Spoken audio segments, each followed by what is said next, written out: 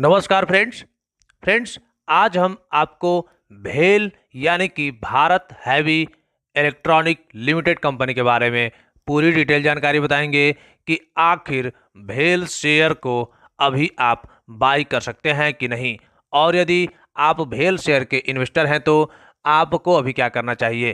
तो दोस्तों वीडियो में बने रहिएगा क्योंकि ये वीडियो बहुत ही ज़्यादा नॉलेजेबल होने वाला है, इसलिए आप इस वीडियो को अंत तक जरूर देखिएगा। और यदि वीडियो में दी गई जानकारी आपको अच्छी लगे तो हमारे चैनल को सब्सक्राइब अवश्य ही कर दीजिएगा।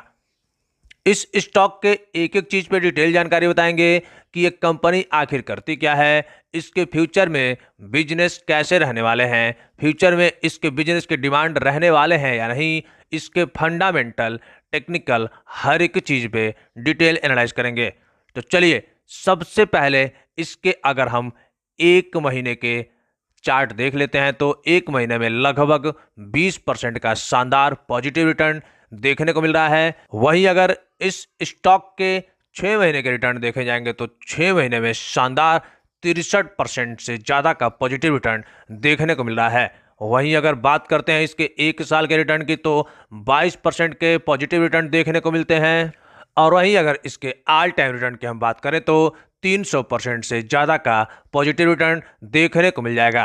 फ्रेंड्स यही नहीं, अगर हम इस स्टॉक के बॉटम से लेकर के टॉप तक का रिटर्न आपको बताएंगे तो शानदार 5000% से भी ज़्यादा का पॉजिटिव रिटर्न देखने को मिला है। तो फ्रेंड्स इस हिसाब से इस स्टॉक को भी मल्टीवेगर स्टॉक कहा जा सकता है, यानी कि आपने इसमें अगर इन्वेस्ट किया होता तो आपको भी मल्टीवेगर रिटर्न मिल गया होता। उसके बाद से लगभग 50% का गिरावट एक ही साल में देखने को मिला था, और उसके बाद से यदि हम बात करें तो फिर रिकवर किया था, लेकिन अभी देखा जाए तो अपने ऑल टाइम हाई से लगभग 95 या 90% के आसपास टूट चुका है स्टॉक। तो सवाल यह है कि आखिर इसमें इन्वेस्ट करना चाहिए या फिर नहीं, और यदि इसके आप इन्वेस्टर्स हैं तो आपको अभी होल्ड करना चाहिए या फिर एग्जिट कर लेना चाहिए।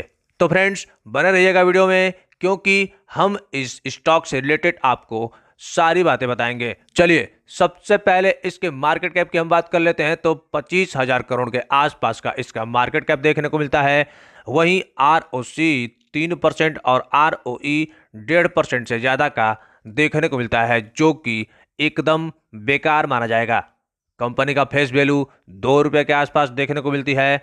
वहीं अगर हम कंपनी के कुछ निगेटिव चीज़ों की चर्चा करते हैं तो ये कंपनी पिछले 5 सालों से लगभग -6% के आसपास का सेल्स ग्रोथ निगेटिव में मेंटेन करते चली आ रही है, जो कि कंपनी के लिए बहुत ही बेकार बात हो सकता है।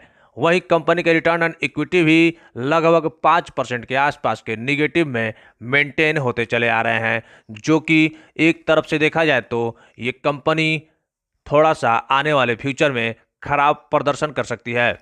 चलिए अगर इस कंपनी के हम क्वार्टर एंड क्वार्टर बेसिस पे ऑपरेटिंग प्रॉफिट की बात करें तो दिसंबर 2021 में 89 करोड़ का ऑपरेटिंग प्रॉफिट, फिर मार्च 2022 में शानदार 1152 करोड़ के आसपास का ऑपरेटिंग प्रॉफिट देखने को मिलता। वहीं जून 2022 की बात करें तो -170 करोड़ का निगेटिव में मेंटेन करते आया है कंपनी। वहीं सितंबर 2022 की भी बात करें तो -244 करोड़ का निगेटिव मेंटेन करते आ रहा है। तो फ्रेंड्स इसके क्वार्टर एंड क्वार्टर बेसिस पे ऑपरेटिंग प्रॉफिट में काफ़ी ज़्यादा गिरावट देखने को मिली है। वहीं प्रॉफिट बिफोर टैक्स की अगर हम बात करते हैं तो 33 करोड़ का पॉजिटिव, 1100 करोड़ का पॉजिटिव, और वहीं जून 2022 में देखा जाए तो 250 करोड़ निगेटिव में पोस्ट किया है। और सितंबर 2022 की बात करें तो लगभग 200 करोड़ के आसपास का निगेटिव में ही प्रॉफिट बिफोर टैक्स भी पोस्ट किया है। वहीं बात कर लेते हैं इसके नेट प्रॉफिट की तो 27 करोड़, 912 करोड़, फिर माइनस में 188 करोड़ के आसपास पोस्ट करते हुए दिख रहा है जून 2022 में। और वहीं लास्ट क्वार्टर सितंबर 2022 की बात करें तो 12 करोड़ का पॉजिटिव नेट प्रॉफिट पोस्ट करते हुए नजर आ रही है।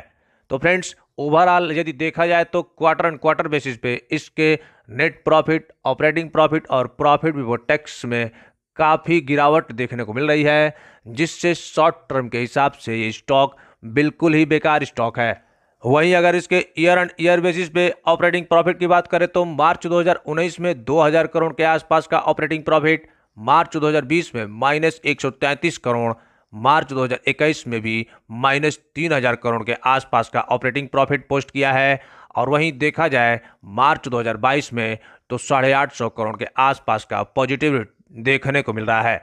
तो फ्रेंड्स, ये ऑपरेटिंग प्रॉफिट इसका है। वहीं प्रॉफिट बिफोर टैक्स की हम बात करते हैं तो 1840 करोड़ पॉजिटिव में, मार्च 2020 में 650 करोड़ का निगेटिव। वहीं देखा जाए मार्च 2021 में तो 3500 यानी कि 3600 करोड़ के आसपास का निगेटिव पोस्ट किया है। वहीं मार्च 2022 की अगर हम बात करते हैं तो 470 करोड़ के आसपास का पॉजिटिव मेंटेन करते आ रहा है, यानी कि 470 करोड़ के आसपास का प्रॉफिट बिफोर टैक्स पोस्ट किया है, जो कि थोड़े से ठीक माने जाएंगे। वहीं इसके नेट प्रॉफिट की अगर हम बात करते हैं तो 1002 करोड़, फिर माइनस में 1468 करोड़, और वहीं मार्च 2021 में भी माइनस में 2700 करोड़ के आसपास का नेगेटिव नेट प्रॉफिट। और वहीं देखा जाए मार्च 2022 में तो बढ़ करके यानी कि पॉजिटिव में 450 करोड़ के आसपास के इसके प्लस में नेट प्रॉफिट देखने को मिल रहे हैं। तो फ्रेंड्स, अगर बात करें क्वार्टर एंड क्वार्टर बेसिस पे तो बहुत ही खराब रिजल्ट पोस्ट किया है इस कंपनी ने। वहीं बात करें अगर ईयर एंड ईयर बेसिस पे तो 2020 और 2021 में बहुत ही खराब रिजल्ट पोस्ट किए हैं, लेकिन 2022 में इस कंपनी ने काफ़ी शानदार अपने net profit, profit before tax और ऑपरेटिंग प्रॉफिट पोस्ट किए हैं। चलिए, इसके अगर हम शेयर होल्डिंग पैटर्न की बात कर लेते हैं तो प्रमोटर्स के पास जून 2022 में 63% के आसपास का शेयर होल्डिंग पैटर्न हुआ करता था, जो कि सितंबर 2022 में कांस्टेंट यानी कि सेम 63% के ही आसपास का शेयर होल्डिंग पैटर्न है। वहीं एफआईआई की अगर हम बात करते हैं तो धीरे धीरे ये अपना स्टेक बढ़ाते हुए नजर आ रहा है। आप देख सकते हैं कि दिसंबर 2021 में एफआईआई के पास लगभग 3.86% के आसपास शेयर होल्डिंग पैटर्न हुआ करते थे, जो कि मार्च 2022 में बढ़ करके 4% हो गए हैं। और जून 2022 में देखा जाए यानी कि क्वार्टर जून के महीने में देखा जाए तो 4.22%, और सितंबर 2022 में अगर देखा जाए तो लगभग 5% के आसपास के शेयर होल्डिंग पैटर्न एफआईआई के पास देखने को मिल रहे हैं। यानी कि फ्रेंड्स, ये एफआईआई धीरे धीरे अपने शेयर होल्डिंग पैटर्न इस कंपनी में बढ़ाते हुए देखने को मिल रहा है। वहीं डीआई की भी बात करें तो जून 2022 में 12.5% के आसपास के शेयर होल्डिंग पैटर्न थे, जो कि अब देखा जाए यानी कि सितंबर क्वार्टर में अगर देखा जाए तो इसके शेयर होल्डिंग पैटर्न 14.5% के आसपास के हो गए हैं। तो फ्रेंड्स, एफआईआई डीआई तो इस स्टॉक में अपना शेयर होल्डिंग पैटर्न धीरे धीरे इंक्रीज करते हुए नजर आ रहा है।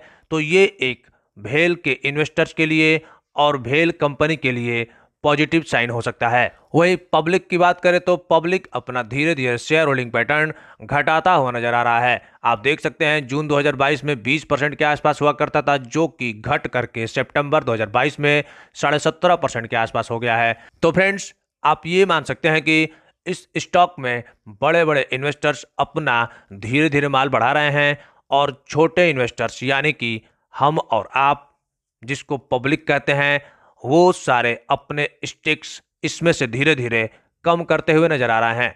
तो फ्रेंड्स, देखा जाए तो लॉन्ग टर्म के हिसाब से ये स्टॉक आपको थोड़ा सा अट्रैक्टिव दिख रहा है, लेकिन हम इसके बिजनेस पे थोड़ा बात कर लेते हैं कि आखिर इस कंपनी के बिजनेस क्या हैं। इसके कंपनी के बिजनेस फ्यूचर में ग्रोथ करने को मिलेंगे या फिर नहीं। तो फ्रेंड्स, हम बता दें कि BHEL यानी कि भेल 30 प्रमुख उत्पाद समूहों के अंतर्गत 180 से अधिक उत्पादों का निर्माण करता है, और विद्युत उत्पादन एवं पारेषण उद्योग, परिवहन, दूरसंचार, नवीनीकरण योग्य ऊर्जा आदि जैसे भारतीय अर्थव्यवस्था के प्रमुख क्षेत्रों की पूर्ति करता है। ये एक तरह से देखा जाए तो सरकारी कंपनी है। हालांकि ये अपने सेक्टर में एक टीम लीडर के रूप में काम करता है, लेकिन जिस फील्ड में काम करता है उसका थोड़ा सा बिजनेस अंधकार होता हुआ दिखाई दे रहा है। इसलिए इस कंपनी ने धीरे धीरे अपना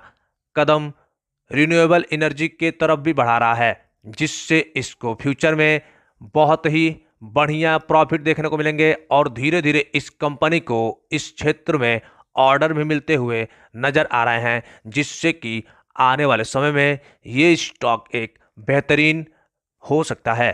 फ्रेंड्स, हम बता दें कि अगर आपको शॉर्ट टर्म के लिए इस स्टॉक को बाई करना है तो बिल्कुल ही इस स्टॉक से दूर रहिए, क्योंकि शॉर्ट टर्म में ये स्टॉक जितना भागना था उतना भाग चुका है।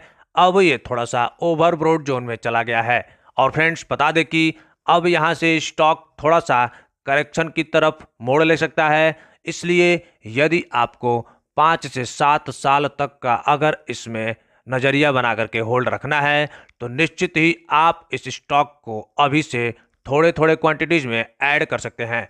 हम बता दें कि इसके 5 से 7 साल का टारगेट लगभग 300 से 350 के आसपास देखने को मिल सकता है। इसलिए फ्रेंड्स, यदि आप इस स्टॉक को बाई करना चाहते हैं तो बाई करने का सबसे बेस्ट प्राइस आपको 60 रुपया से 65 रुपये के आसपास अगर ये स्टॉक आता है तो निश्चित ही आप इसमें एक शानदार क्वांटिटीज ऐड कर सकते हैं।